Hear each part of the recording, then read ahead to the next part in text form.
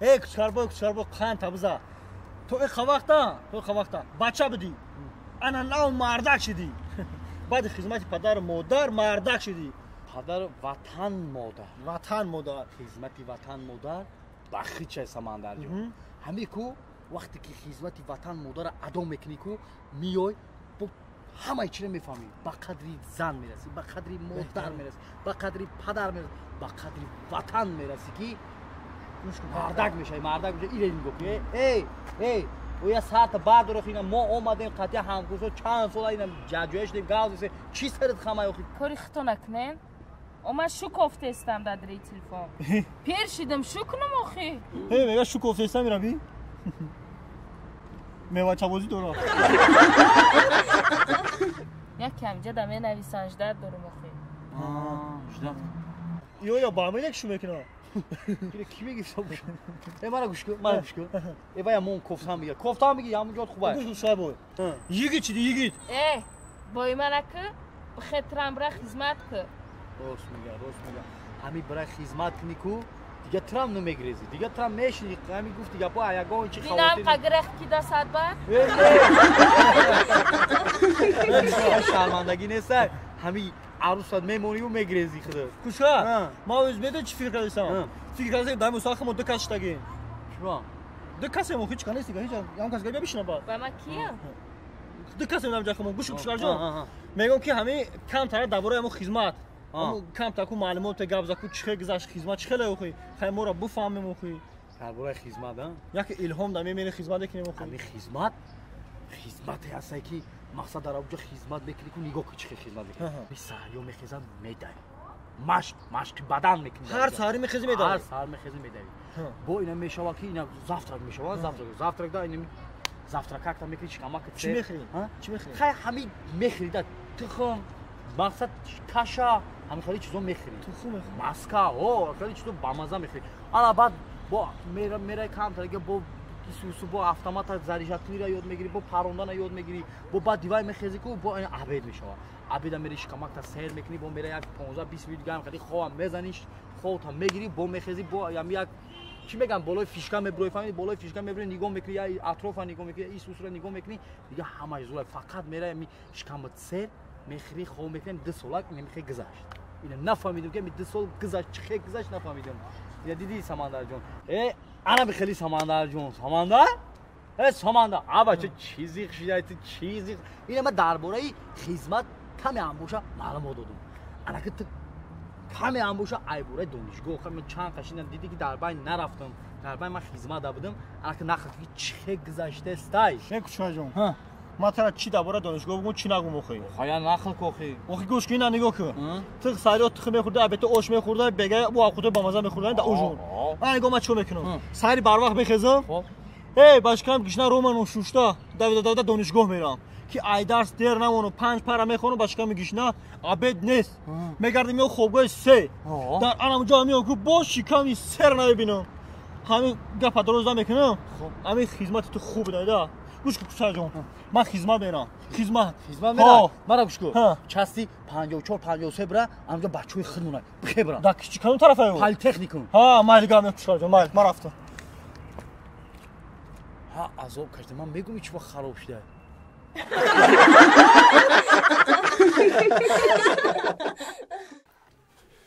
سلام علیکم تماشابینان و دوستان عزیز صحنه‌های نوبتی ما را از کانال سنت الله مدیا تماشا کنید عاشق شده ای دل همهایت مبارک باد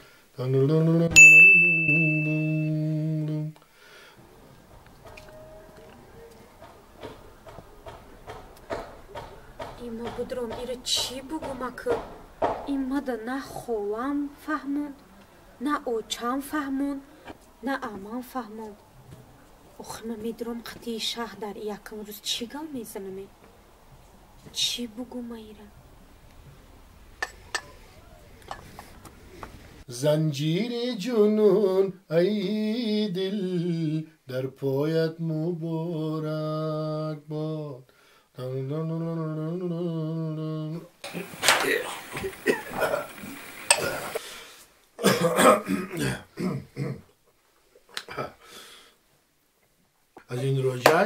استقبالتون پرجوشتر بادا عاشق شده چای بگیرین اکا ها؟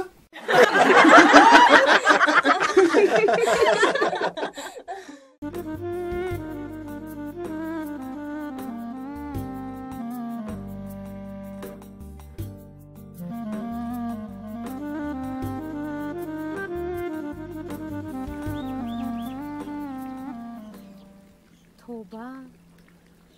ناو فهمیدم ده دختر اومده بچه رو جداد میکرده در دورای پیش بچه ها دختر رو جداد میکردن یا همین زمانه دیگه خیل شده یا که همین آدم ها دیگه خیل شدن همین عشق پاک هم همون وقت وجود داشت مهر محبت هم همون وقت وجود داشت حاضر هیچ چی گب نیست ای کجا شدی قدر کرد همه قطعی فقط به تلفن گوزدم اکازی ای پیش یگان بار ندیدم شیه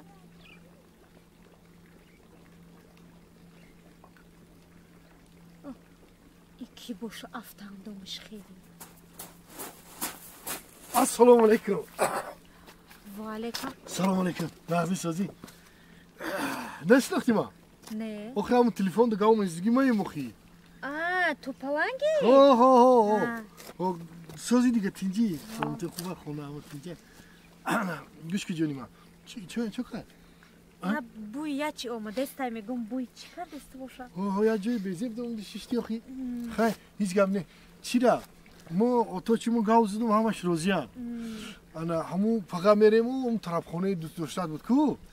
ها طرف خونه دوست داشتاد کو گفتم عاشقان نمیشه عاشقان چی بوده عاشقان ها انا اونجا هم مصلحت میکنیم تویمون همونجا میگذاریم تمام خشت برور همون گاو میزنیم یکی هم روزگی پدر مادری تام در کار ایده بوی چی اومده است باشه بوی بیزیبه ها نمیدونم اخی اون چیزی خیلی میگی میگم در کجا کار میکنم گفتی ما ها آخه ایرپورت کار میکنم ایرپورت کار میکنم گفتم تو کوخه چی کار میکنی در ایرپورت ایرپورت ایرپورت نوس میفروشم چی کار میکنی در ایرپورت نوس میفروشم خیلی دف شوه ما میگم می بوی نوس های کجا اومده است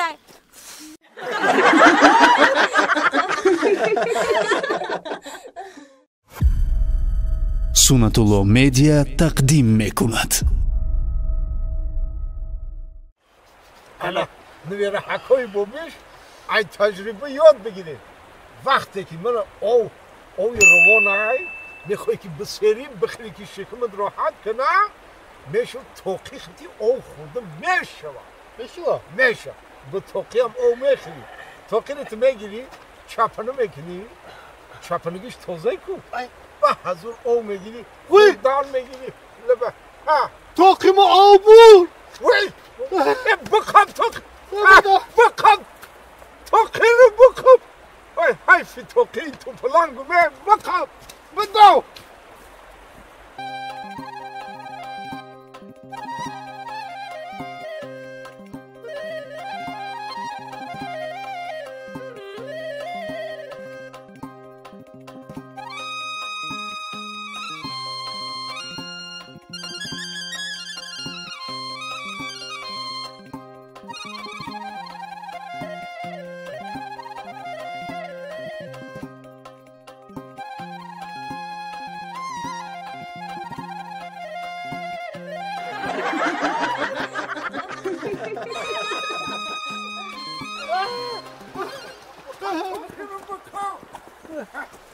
پاچهات بالا که درونی آب بدره پاچهات بالا که درونی آب بدره نه که پاپوشیات نرار که پاچهات سنگ میزنه بکن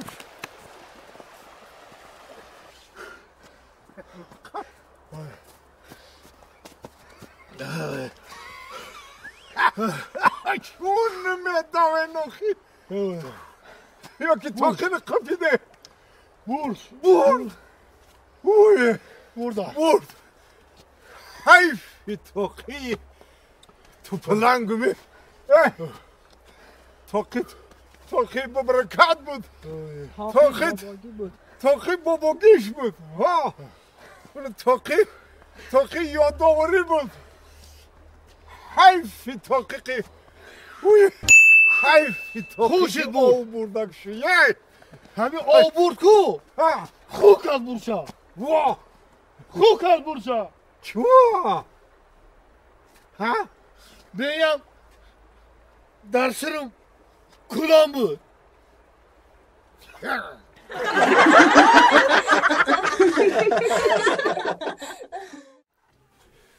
سلام علیکم تماشابینان و دوستان عزیز صحنه‌های نوبتی ما را از کانال سونارتودا مدیا تماشا کنید